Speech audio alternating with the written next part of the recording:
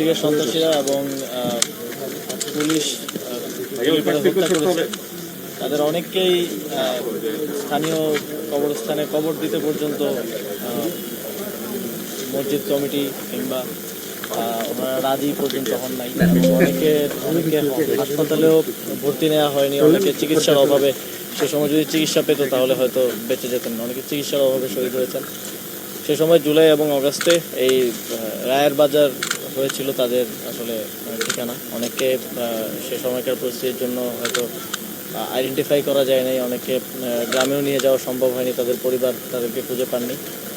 তো যদিও একটা দীর্ঘ সময় গেছে, তারপরেও আপনারা জানেন যে সরকার ইতিমধ্যে উদ্যোগ গ্রহণ করেছে এবং আগামী 5ই ডিসেম্বর আন্তর্জাতিক ফরেন্সিক এক্সপার্টরা বাংলাদেশে আসবেন এবং আশা করা যাচ্ছে যে 7ই ডিসেম্বর থেকেই এই গণকবরে যারা আছেন, যে শহীদরা আছেন, তাদেরকে আইডেন্টিফাই করার প্রক্রিয়া শুরু হয়ে যাবে এবং এখানেই অস্থায়ী মর্গ স্থাপন করে সিআইডি মূলত এটা বাস্তবায়নকারী সংস্থা হিসেবে কাজ করবে।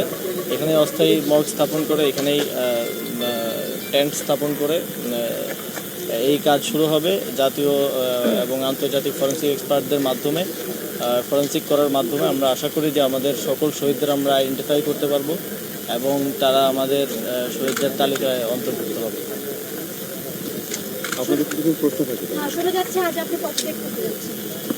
কোথা থেকে শোনা যাচ্ছে আমি জানি না, এ বিষয়ে আমি কিছু জানি না। আর কিছু